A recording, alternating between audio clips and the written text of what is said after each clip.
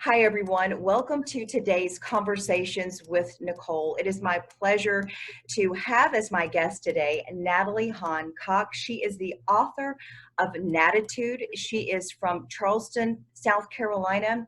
She talks about her journey after being diagnosed with cancer, ovarian cancer, at the age of 19, the recovery, and to where she is today at the age of 27 years old, getting ready to have her first child. I want to read just a little bit of what's on her book. From college student to cancer patient, Natalie Hahn Coxe refused to fall victim to the disease that takes the lives of many women each year. That is so profound. Natalie, welcome to Conversations with Nicole today. I'm so Thank you. happy to have you. Thank you for having me. I'm honored to be on here and to share this conversation with you. It's just a perfect timing in our world right now where we need to focus on our health and also just take time to appreciate the gifts that we're given. Absolutely. So let's start with your journey so people can understand. And I love the name of your book too, Nattitude. Of course, it's Natalie combined with attitude because That's right. attitude is everything. So you decided at 19 years old, when you got this diagnosis, it was all about your attitude and how you would move forward with this diagnosis. Tell me how it all started, when you found out, and take us through the journey. You know, ovarian cancer is a disease that affects a lot of women every year. It affects 22,000 women a year, and 14,000 of those are going to pass away from this disease. So you WebMD what that says, and you get some really grave results, and that's what I did. So within minutes of being told, Natalie, we think you have an ovarian tumor, I went to the internet to look for results and found very, very disappointing statistics. And for a young woman at 19 to be diagnosed or be told that what we believe you have is an ovarian tumor that could be malignant, you begin to rack your brain of how do I get out of a situation like this? At 19, that's supposed to be, you know, some of the best years of your life. I was in college. I was just living truly the best life that I could live.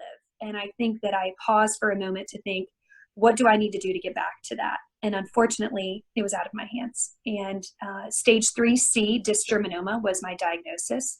It's a germ cell tumor. It affects one and very, very, very many. And so I was of the minority. I was 1 in a million, as my parents used to tell me as a child. And unfortunately, that rang true in July of 2012. And it was a time in my life where I was focused on my health, but I was ignoring some of the major signs and symptoms of something being abnormal. I think we do that a lot as women. We dismiss so much. And I think that for me, I dismissed a lot of those symptoms. And now knowing so much about ovarian cancer that I do, I can attest to experiencing the majority of those signs and symptoms. And well, that brings me to a point where I think this is when we need to say, if you are experiencing this, go see your doctor. Tell me what your symptoms were. Absolutely, Nicole. I think for so many women, we say, oh, that's just me being a woman. That's just that time of month. That's just the medication that I'm on. And the truth is, bloating, abdominal pain, frequent urination, feeling full quickly, spotting, all of those things that I was actually experiencing.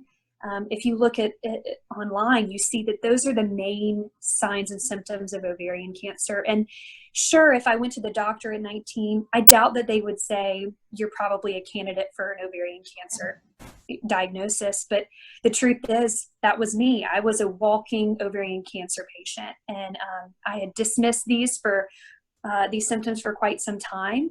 And I think that had I maybe addressed these earlier, maybe we would have been in a different situation than where we ended up.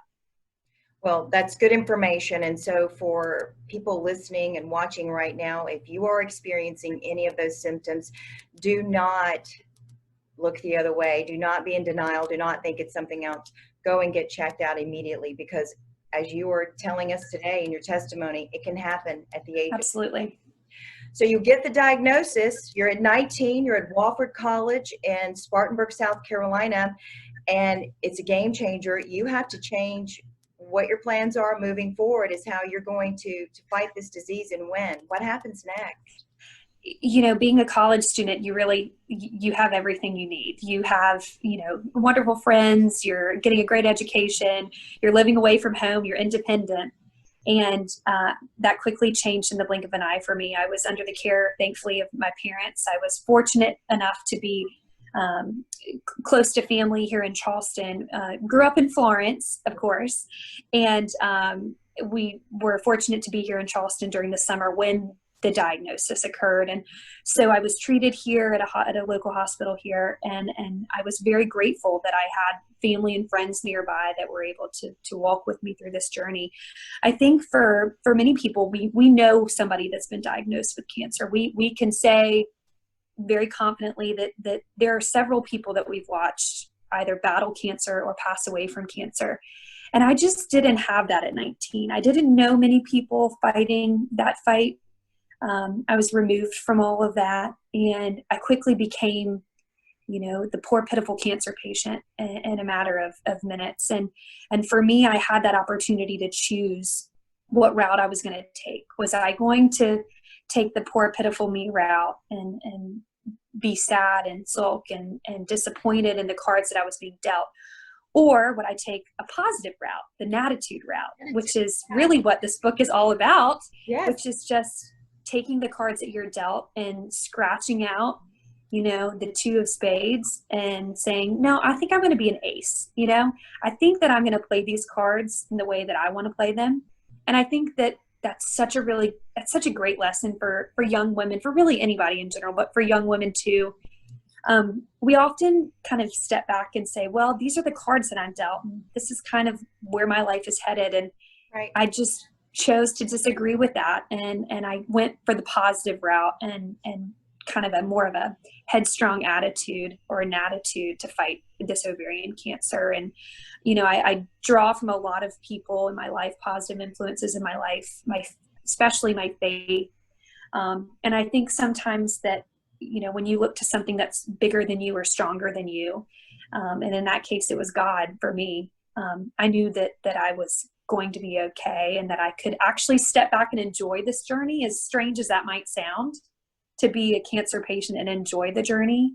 But it took me to a place in my life where I felt like I had no control. And so I had somebody leading the way for me. Oh, well, that's the whole thing in life in general. We're not in control of a lot of what happens to us. That's so true. But you can control your attitude or your Nattitude. That's right. That's what you chose to do. So I want to talk about, you get the diagnosis, you start the treatments, and you become cancer free. And you end up marrying a guy you've known, I believe, since you were in middle school, from Hartsville, South Carolina. What happens next? For so long, I have looked at Raglan, my husband now, and I've known that he was just the positive force in my life that I needed. And, from the moment that I met him in 8th grade, I just knew that we were destined to be together. He was actually best friends with my older brother, Baxter, who I have to give Baxter all the credit for willing to let his annoying little sister date one of his very best friends. But Raglan walked with me through this whole journey. And we had a very honest conversation the night before my surgery to remove the tumor. The tumor was the size of 2 grapefruits put together. So it was a very large tumor. The surgery was to last majority of the day, followed by then a discussion about treatment and that would follow. And I remember I told Raglan, I said, I don't want you to feel like you have to walk with me through this, because just because I'm going through this at 19 doesn't mean that you have to go through this at 19. And he told me that there's no other place that he would be in the world than walking beside me through that journey. And I think that, let's talk about what true love is. And that is loving somebody so much more than yourself. And that's what he does every day. It's unconditional love. And, to be a 19-year-old boy, college boy, and step back and say, I'm going to dedicate this portion of my life to making sure that you're healthy and that we get you to a place where you can live your life again. I mean, in that moment, I just knew then that I wanted to spend the rest of my life with him. And got engaged in 2017. And, ever since then, it's just been pure joy and love and fun. And he's just a wonderful, wonderful human being. And I'm proud to say now that we're actually expecting our first child, which is just unbelievable and a true miracle that we're experiencing. So, my life was saved, and I'm grateful to my gynecological oncologist, because now I'm able to carry life. And that is just the biggest blessing. Such a powerful story of love, of true love. And I suspect at the time, maybe early on at 19, both of you so wise beyond your years, and then from years to follow, you were thinking, I may never be able to have children. Are you going to be okay if I can't physically, have a child? I assume that was a discussion you had. It was. We admire some of our very close family friends who never had children, or were never able to have children. And we always just said, if that's what God intends for our lives to be, then that's what we'll accept. And we had those conversations, but we always had in the back of our hearts that we would serve as a mother and father one day in some capacity, whether that be through our own children, through our friends' children, through adoption. We just always knew that we had so much love to give, and that we wanted to give it on to the next generation. And I will say that I think that this blessing of carrying a child, especially during a time like this, Nicole, during COVID, where we stop and say, oh my gosh, what does tomorrow bring? This has just been the most sobering experience of my life, even through cancer. I mean, to walk this journey with him and to know that we are carrying a child, and that this is all a part of God's plan. It's just such a testament to how we truly are not in control, and that you never know the miracles and the blessings that are right around the corner. That is so true, Natalie. So true. Your story, though, is inspirational in that you never gave up. You kept fighting the good fight. You kept looking to embrace yourself around your family, your friends, and your faith, love for others and their love for you, and that sustained you. So you get to this point.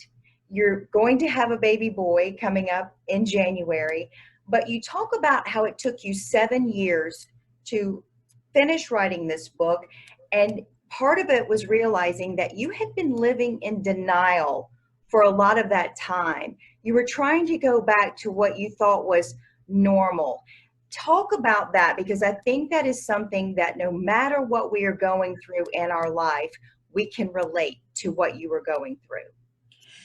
Well, I think you've said it exactly how I think of it every day, and that is that we live in denial, and we want to live our old normal, not our new normal. And sometimes we just kind of take control and try to steer the ship, and that's not how it's intended to be. And for me, finishing treatment, finishing chemotherapy and surgery, and losing my hair and changing my whole appearance, and going through this extremely devastating life chapter that turned out to be such a blessing, it makes you kind of step back and say, okay, now what do I have to do to get back to the place where I was before all of this? And for me, it was college. So when I took a semester off from college to be treated for cancer, I said to myself, I'm going to just make that my goal, to get back to college, to be on campus, to take courses, to just feel normal again. And the truth was, I was never going to be normal. I was always going to be, Natalie Hahn, the girl that had cancer. And I was always going to be the one that was feeling like she had to catch up from the life that she missed. I think I often, and I write about it in Nattitude, I often saw people outside of my hospital window that were passing by. They'd be lacing up their running shoes to go for a run, or they'd be driving down the road on King Street. And I always was so envious of those people, because their life never stopped. And maybe they had a cancer diagnosis the year prior and I just didn't know about it. But to me, they looked like people that were so unbothered by life, that they had never seen a hardship, or that they had never had some obstacle like I was facing. And I just desperately wanted to get back to a point where they were, where they could go for a run, where they could drive down the road to a friend's house. And for me, that was such inspiration to get back to that healthy spot.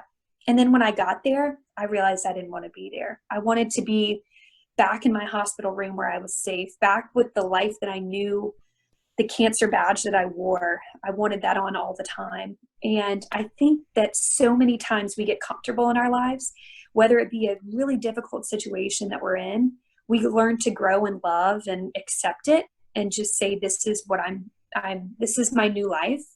And then when we're transitioning out of it, it's almost like we want to go back. Like, who would want to go back to cancer treatment? Who would want to go back to the lion's den, you know? And I think that that's applicable through so much of our lives, whether that be, you know, a career change, a difficult relationship, any kind of hardship that we face in life. We go back to what's comfortable. And I can thank so much of you know, the support system that I had around me that pushed me through, that reminded me that this was okay to have a new normal, Yeah. and that you could live a really great life that would still have key components of the awesome life that you lived before. You might just have shorter hair and a couple of battle wounds, but it was a strong transition for me during a time where I needed complete control and didn't have it. Well, I think it's awesome how you've come to those realizations, and it's something that, like I said before, those of us who have gone through challenging times, and really it's how you deal with the challenging times. No one goes through life without some sort of challenge. No. It's how you deal with them and try to remain positive. And I mean, everybody has bad days. I mean, some days you just want to throw up your hands and give up and say, I can't do it anymore. But you're allowed that, but just come back to, let's do this better. Let's get what we learned from this and be better moving forward. And now you're an inspiration to people, to show them what a cancer survivor looks like, to show them that things can happen in your life that you think won't, because you pressed forward. You had the Nattitude, and you wanted to get to the other side, and now see that the other side is good. Absolutely. You know, the other side is good. Absolutely. Well, I have enjoyed our conversation today. I'm so excited that you are now 26 weeks along in your pregnancy, which is also tough to have a baby and all that comes with Very it. true. But in the end, it's going to be so awesome when the baby arrives in January. You'll have to touch back base with us to let us know how that's going. I will. And if folks want to find your book, it is available at Amazon. And one thing I think that you write is, it's just a good book to pick up here and there for a quick story on what it's like to have cancer at 19. This book is so much more than just having cancer, though. So it's just about living life to the fullest, making the best of a very difficult situation. You give God all the praise and glory, and you talk about survival and attitude. And truly, Nattitude is something that I really think people will enjoy reading. And so thank you for writing the book, for sharing your story with us, and I just wish you all the best. Okay. Nicole, thank you so much for having me on today. I appreciate it. And thank you for shedding some light on ovarian cancer and the signs and symptoms, and also just the Nattitude that we all have deep down inside. And it's our own version of our own attitude to pull through tough times. So I appreciate you highlighting that. Thank you. You are so welcome. Folks, that's been this edition of Conversations with Nicole. Thank you so much for joining us. Until we see you again, we hope you have a great day.